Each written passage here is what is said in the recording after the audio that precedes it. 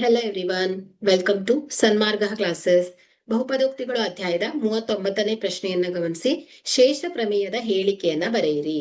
So ಇದರ statement ಏನ್ ಹೇಳಿ, ಒಂದು ಬಹುಪದೋಕ್ತಿ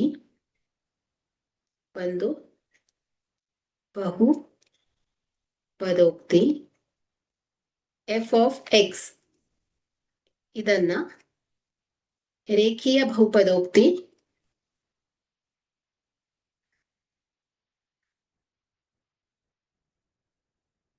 ಎಕ್ಸ್ ಮೈನಸ್ ಎ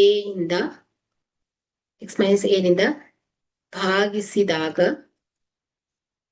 ಶೇಷವು ಏನಾಗುತ್ತೆ ಹೇಳಿ, ಶೇಷವು ಎಫ್ ಆಫ್ ಎಗೆ ಸಮಾನವಾಗಿ ಇರುತ್ತದೆ. ಓಕೆ.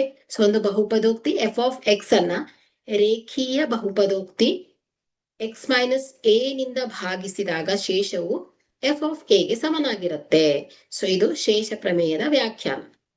Okay, thank you.